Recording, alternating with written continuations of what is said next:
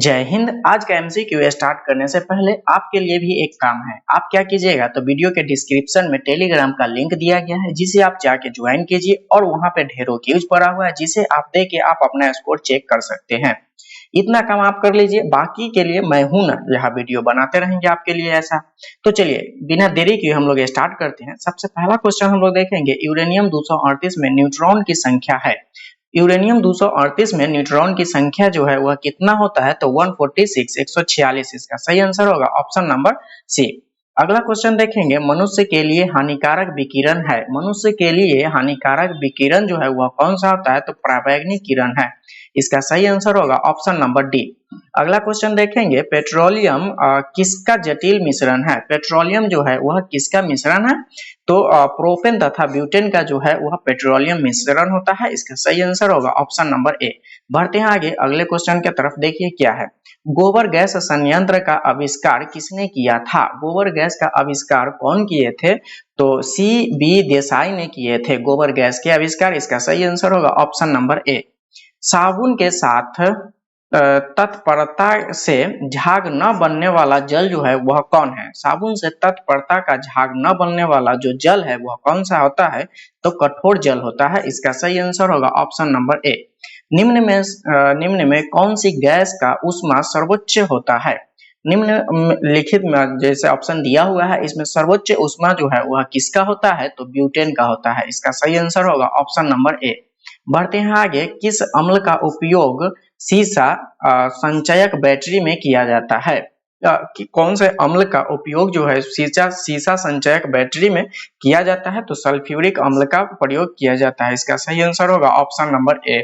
बढ़ते हैं आगे अगले क्वेश्चन की तरफ। देखिए क्या है, अम्ल वर्षा किनके पर्यावरण प्रदूषण से बनता है। कौन सा प्रदूषण होता है जिससे अम्ल वर्षा होता है तो इसका सही आंसर होगा नाइट्रस ऑक्साइड एवं सल्फर डाइऑक्साइड। नाइट्रस ऑक्साइड एवं सल्फर डाइऑक्साइड। इसका सही आंसर होगा ऑप्शन नंबर ए। बढ़ते हैं आगे अगले क्वेश्चन की तरफ। जल के शुद्धिकरण में कौन सा रसायन प्रयुक्त होता है। जल के शुद्धिकरण के लिए कौन सा रसायन मिलाया जाता है उसमें तो वह होगा पोटेशियम पर मैग्नेट। कौन होता है पोटेशियम पर मैग्नेट। इसका सही आंसर होगा ऑप्शन नंबर बी। हवा का वाष्प घनत्व होता है। हवा का वाष्प घनत्व जो है वह कितना होता है तो 14.4 होता है। इसका सही आंसर होगा ऑप्शन नंबर डी।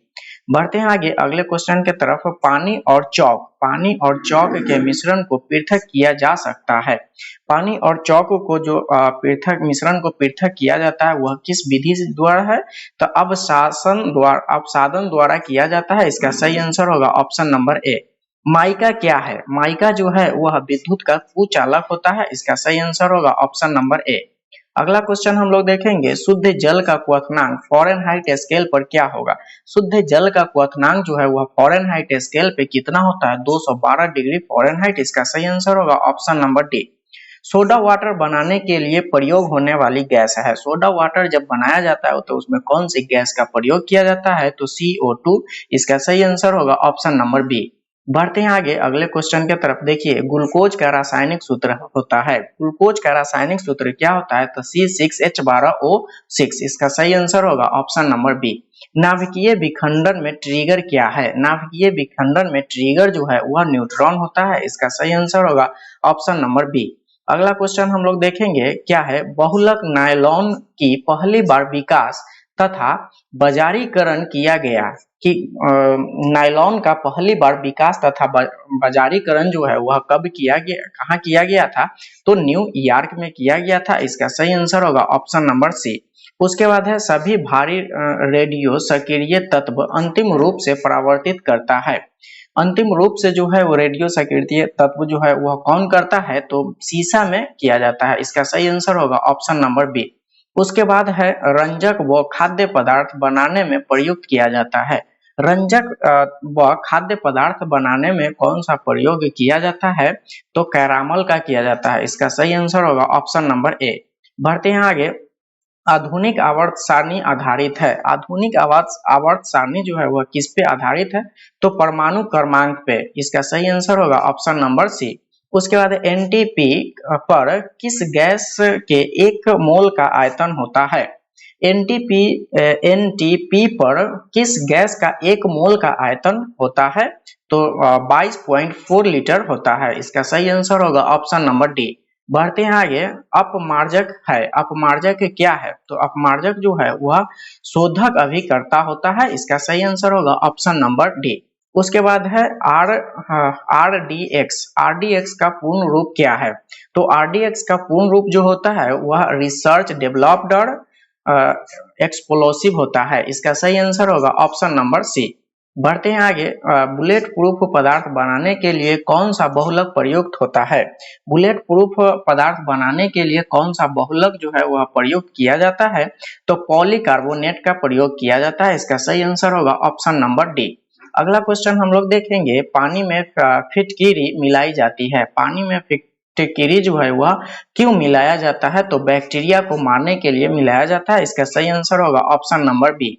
बढ़ते हैं आगे। प्रयोगशाला में यूरिया का संश्लेषण सर्वप्रथम किसने किया था?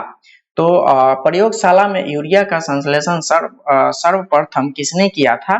तो वह बोहलर ने किया था। इसका सही आंसर होगा ऑप्शन नंबर ए। उसके बाद है मेथेनॉल किस नाम से जाना जाता है? मिथेनॉल किस नाम से जाना जाता है? इसका दूसरा भी नाम है, वह कौन सा होता है? तो वुड एल्कोहल होता है। इसका सही आंसर होगा ऑप्शन नंबर सी। बढ़ते हैं आगे। डीडीटी। डीडीटी का पूर्ण रूप क्या होता है? तो डीडीटी का पूर्ण रूप होता है डाइक्लोरो डाइफिनॉल ट्राइक्लोरोइथेन। इसका सही आंसर होगा ऑप्शन नंबर डी। बढ़ते हैं आगे। गैसोहॉल गैसोलीन और किसका मिश्रण है? गैसोहॉल गैसोलीन और किसका मिश्रण होता है? तो यह जो है वह इथाइल अल्कोहल का मिश्रण होता है। इसका सही आंसर होगा ऑप्शन नंबर ए। पृथ्वी के आयु का आकलन किया जाता है। पृथ्वी के आयु का आकलन जो है वह किस विधि द्वारा किया जाता है? तो यूरेनियम डेटिंग से किया जाता है। इसका सही आंसर होगा ऑप्शन नंबर ए। बढ़ते हैं आगे।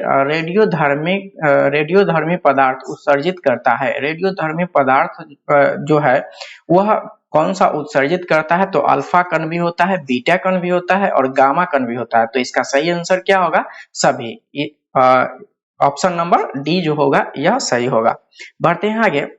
हाइड्रोजन के रेडियो सक्रिय समस्थानिक कहलाता है। हाइड्रोजन के रेडियो सक्रिय समस्थानिक जो है वह कौन कहलाता है? तो ट्राइटियम कहलाता है। इसका सही आंसर होगा ऑप्शन नंबर डी। बढ़ते हैं आगे। अगला क्वेश्चन। इलेक्ट्रॉन त्यागने की प्रवृत्ति कहलाती है। इलेक्ट्रॉन जो है वह त्याग करने पे उन्हें क्या कहा जाता है? तो ऑक्सीकरण कहा जाता है। इसका सही आंसर होगा ऑप्शन नंबर ए।